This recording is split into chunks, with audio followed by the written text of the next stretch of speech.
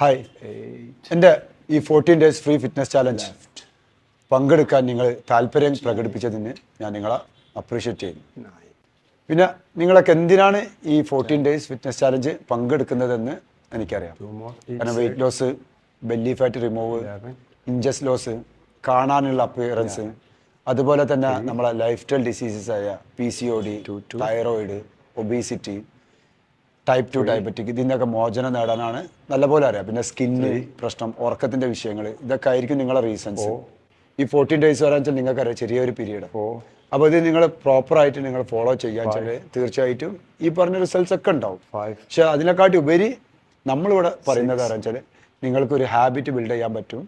Life ലോങ്ങിൽ അല്ലെങ്കിൽ നിങ്ങളെ fitness ലൈഫിന്റെ ഭാഗമാക്കി കൊണ്ടുവരാൻ നല്ല ഇനീഷ്യേറ്റീവ് ആയിരിക്കും. 14 ഡേയ്സിൽ മാത്രമല്ല നമ്മൾ വർക്കൗട്ട് കൊണ്ട് ഉദ്ദേശിക്കുന്നത്. നിങ്ങൾ ഒരു കൾച്ചർ ബിൽഡ് ചെയ്യുക, ഒരു ഹാബിറ്റ് കൊണ്ടുവരാനാണ് ഇതിനെ ഉദ്ദേശിക്കുന്നത്.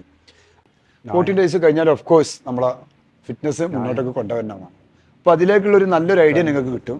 പിന്നെ നമ്മളെ ഹ്യൂമൻ ബോഡി വരാൻ ചില ഒരു മാജിക്ക് കാണിക്കാനുള്ള ഒരു സംഭവമല്ല. ഇപ്പോൾ നമ്മളൊരു ഫ്യൂ ഡേയ്സ് അല്ലെങ്കിൽ ചെറിയൊരു കാലഘട്ടത്തിൽ എന്തെങ്കിലും വലിയ ഹ്യൂജ് റിസൾട്ട്സ് കിട്ടുന്ന ഒരു മെത്തേഡിലേക്ക് നമുക്ക് പോകാൻ പാടില്ല.